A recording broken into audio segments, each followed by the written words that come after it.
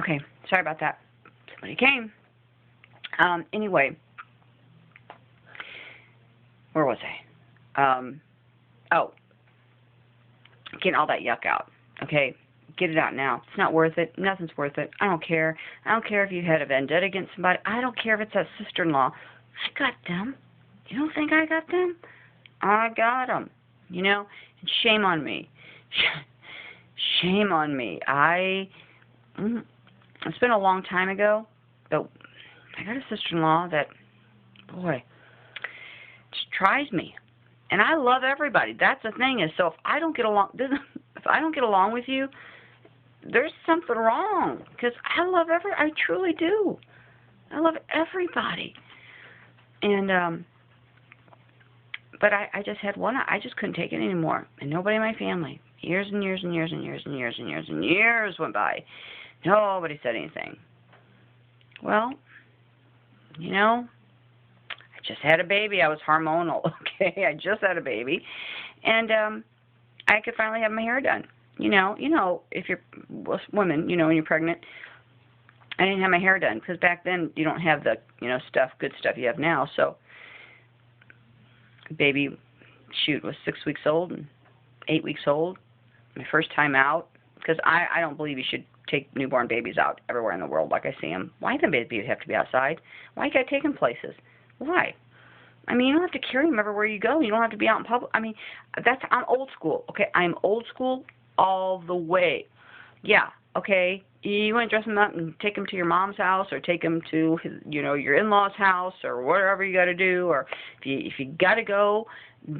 I understand that, but I'm saying I see people out just having these little bitty babies just 2 days later, 3 days later. I don't understand that. I don't. It's over my pay grade because I don't understand it. And but anyway, I was home. It was my third child. I got 3 kids and a new baby. And trust me, I have one thing on my calendar, and that was to have my hair done. And on this date, okay. And the day before and after, I would have never scheduled anything because my 4-year-old at the time had swim lessons that he went to. So I knew I wouldn't make it on that day. Knew I wouldn't. So I had this for, like 2 months I had this appointment. I got to find a babysitter, but I'm all excited. Got to find a babysitter, for three kids during the day and get it all done. Go to her salon, and I'm sitting there and I'm waiting. And then I'm waiting like 25 minutes before I'm even noticed. And then it was, what are you doing here? Well, I'm here for my appointment. I'm excited, Well, it was yesterday. Sorry, that was yesterday. I go, I don't think so. I think it was today. No, it was yesterday, and I'm booked today. So unless you want to sit here for, I don't know, 2 hours, I might have room for you. Well, no, I'm pretty sure it was today. No, it wasn't today. That's what I got. Now, instead of handling it this way, oh, man, gosh, one of us just really screwed up on that day, didn't we? Boy, I don't know. Oh, well, it doesn't matter. Let's see what we can do, okay? And knowing, first of all, I've got a babysitter. I've got 3 kids at home.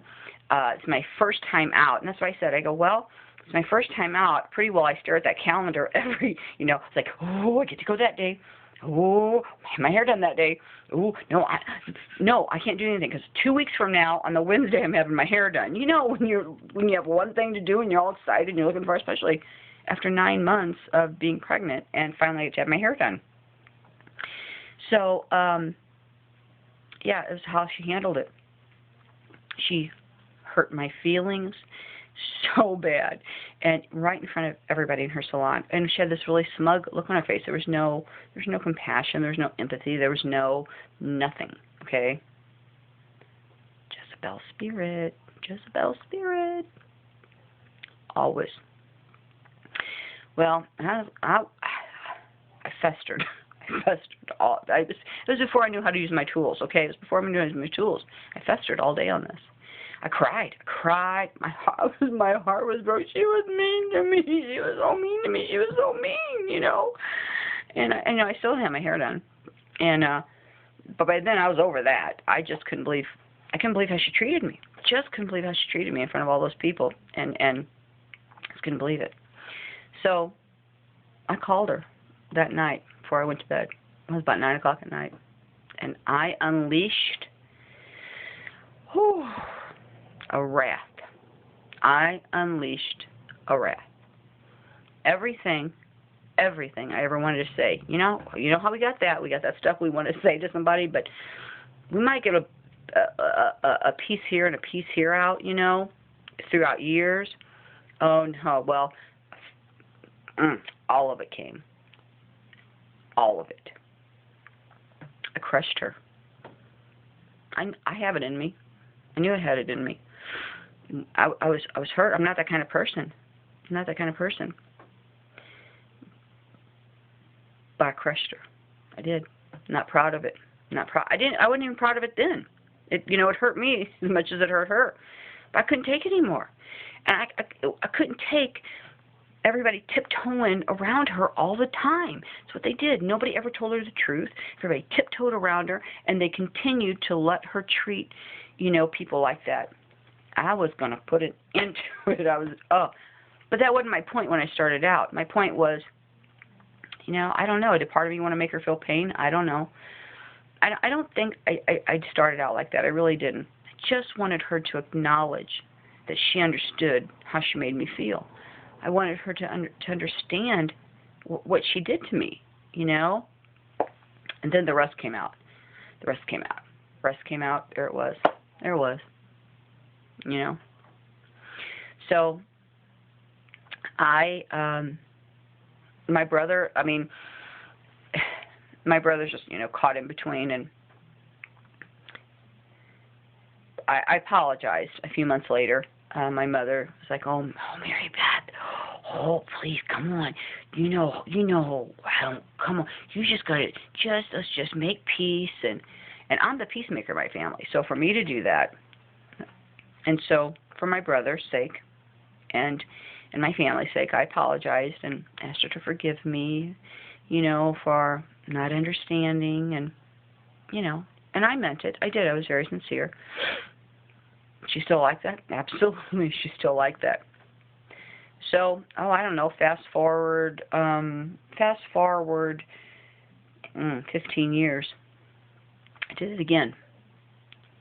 Same Jezebel spirit I'm going after, okay? Same Jezebel spirit. When, I told you my brothers and sisters are older than me, right? Well, when this brother retired, they were moving down by the Gulf. And I knew they were building a home, but I knew that they couldn't afford, to furnish this and in the way. And I had all this furniture. I used to buy furniture and give it to people. I know. So I had bought this brand new living room set that was downstairs in my basement. Hadn't used it yet. Had saw tags on it. Beautiful, beautiful. I had Chase Lounge, and I'm like, oh my gosh. And you know what's bothering me? Now, they don't even know this, but I know that they're moving down there. I know that they're building their house. All I can think about is my brother going, oh my God, how is his retirement going to be? Because he's going to be miserable, because she's going to be miserable, because she's not going to enjoy this new house, because she don't have the new things to put in it. And I know that. We all knew that. And I worried so much about my brother. I said, well, he's going to have a heart attack. Listen to all that. He's going to have a heart attack. Listen to that all the time. So I offered them and gave them the new living room set I had just bought. Then I went into my bedroom and I gave them my $10,000 Queen Anne cherrywood bedroom set. I mean, the big one where you got the steps, to go up to it because it was so high. Great big dresser. I mean, a chest and dresser. I mean, the whole thing. It's my favorite thing in my house. I gave it to him. And I gave him a few other, things.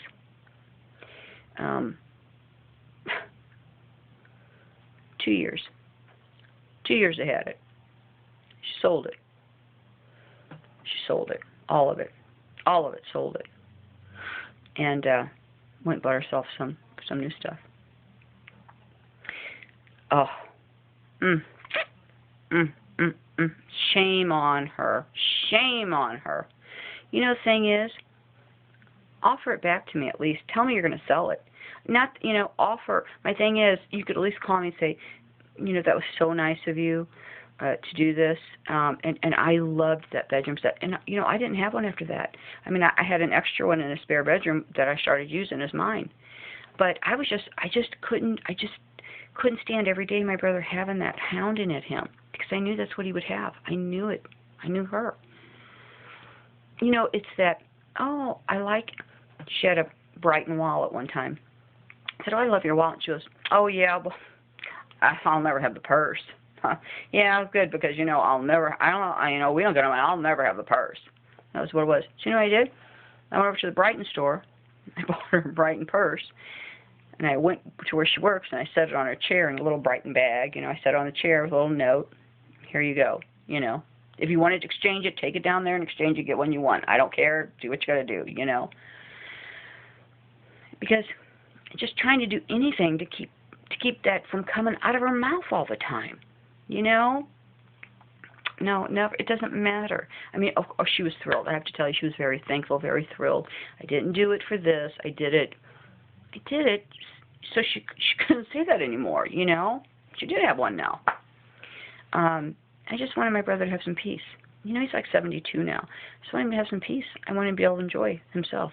But I knew he just doesn't. He's very sweetheart, very sweet spirit. I knew he just wouldn't come back at her. I knew who wore the pants. Jezebel wore the pants. Jezebel wore the pants. So, isn't that funny how you know that right away?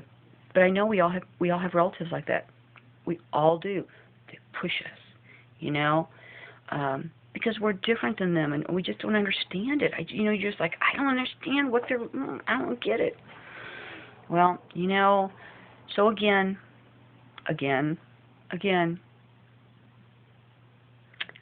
other things were involved in this too, and it had been festering for a couple of years. And then when I found out the furniture was sold, not a word to me about it, nothing. I unleashed again. Probably, 2005. I think my son had just died, to be honest with you. I think my son had just died. So then hysterectomy, hormones, I got it all going. Well, she's in my line of fire again. She's directly in my line of fire. And I shot. Bam. If I was bad the first time, oh no. She didn't have it. No. Boom. I bombed her. Did I feel good about it? No, I did not. No, I didn't. I didn't want to do it. Shouldn't have done it. I shouldn't have done it. It took me 15 years to get back up to that point, You can only take so much. You can only take so much. And bam. And it's because I get so emotional. I get so upset.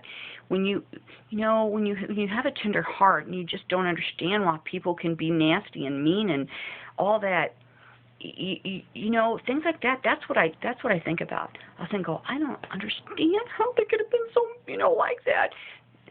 It just, I don't know. I had to learn.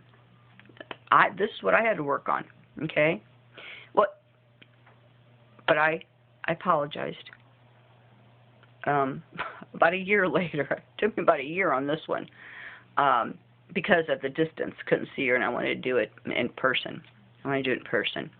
And they had come into town, and we were all going to go. All of us women were going to go to breakfast one morning, and I went up to her and told her I was sorry again, and hugged her, and bygones be bygones. So I did that.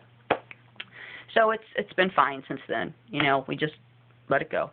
We don't bring it up. We just let it go. I'm sure she just watches her P's and Q's are on me because she never knows. I would never do it, no, because I know I didn't understand. This is the thing is when you do. Remember, I said when you do stupid, you do stupid things because of ignorance, because of the ignorance, because of not knowing. And one of my things what caused me much pain was, and especially after my son died, when you lose a child, stuff like that is just whew, you have no tolerance for what. So if you have family or friends who've lost children and they're total, I will tell you this: the minute that child died, that person is never the same. So don't expect him to be. Don't expect your old friend. Don't expect they're never the same, ever. So understand that. To understand them, and if you really want to help someone who's had a child that's died, you have to know that they're not the same person. So don't expect them to be. Okay? They're not going to be. So anyway, when I started understanding, God really started, working in me. And of course, I felt bad because that's not my nature to be like that. It's really, really not. I just got pushed. She hurt me again. Again. Until I realized I just assumed everyone was like me. I did. And I bet a lot of you do too. You just assume people are like you. And that if they do something, it just must be, I don't know, that it can't really truly be who they are. Well, what I had to learn is not everybody's like me. Not everybody's like you. Not everybody's like us. So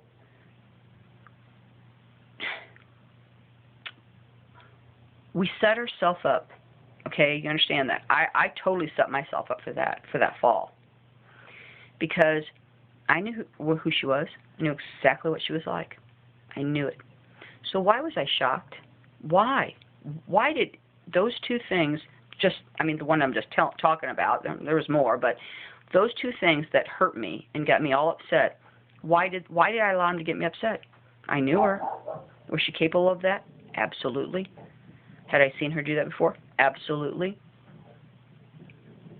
So what stopped her do it from me? Nothing. It's who she was. It's who she is. So that's the thing. I set myself up for that fall. I did. Why should I have been shocked? Because I thought she should have known better. I thought she should have been somebody different with me when she's the same with me as she is with everybody else. You understand what I'm saying here? Set yourself up. When you expect a person to treat you differently than their nature, or that they treat anybody else, you're setting yourself up for the fall. You know who they are. You know who they are. So why do we expect them to be different? When they do something and we get mad, why? It's their nature.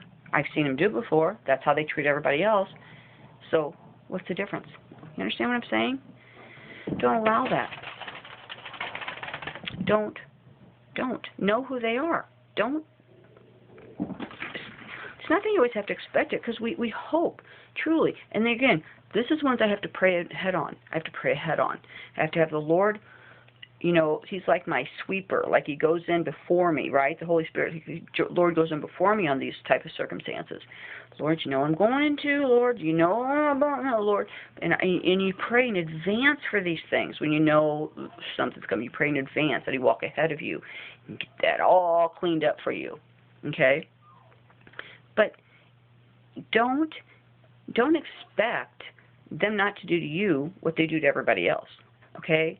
So when you get that through your head and you accept them, it's acceptance. When you accept them for who they are, not for you who you want them to be or who you think they should be or could be, it's for who they are. Oh my gosh, much better life. You do, because you don't get mad at them because they are who they are. And so just know that accept them for who they are, know who they are, and then you can control your own footing. You understand? Then you can control your everything here, okay? Your footing in it all. But that's us. That's what we do. You know, I have people in my life I absolutely love to death. But I get frustrated, very frustrated many times. And I think, why? Are they doing anything different than they've ever done? Nope. Are they the same person that I knew 15 years ago, same person I knew 30 years ago, same person I knew 40 years ago? They never changed. Never one time have they swayed from their steps. Never one time have they been any different than they are today. So why would I get upset? You understand what I'm saying? Why? I set myself up. So I do. When I start wanting to go there, I go, what? Stop that right now. Stop that right now. They're not changed. They're not any different than they were. See? That's how it all goes in. Okay? Before you know it, where does all that stuff rest? Rest where Jesus Christ lives. Because he lives in us. He lives in our heart. Okay? I need to get out that the heart is the vessel to God. That message that he gave me, that was my very first one, I think, that really just, I was so, when I got it, I just, because I got it. I mean, I knew it. I got it. And I was like, I thought it knocked me over. It was that very first one. I remember being so excited. I was like, oh my God, I just can't believe it. Because he explained it all. And just to hear that explanation and to have it right there, bam, he explained the whole thing. Yeah, that's how it works. Because that's where he lives. And he cannot live there if there's crud there. Okay? Can't. It's his resting place. It's his resting place. So I'm gonna have to reprint that. Or if it's in my videos under the heart is the vessel to God. I think there's two of them, because the first one I filmed and I was just all excited and I was like, oh, and I was trying to read it, but I just kept. So I made another one where I could just read it out. But if you see the first one, you see my excitement in it because I was so excited. But that's what it is. And this is when he's coming, and I'm telling you, he's coming, okay? He is. I don't know when.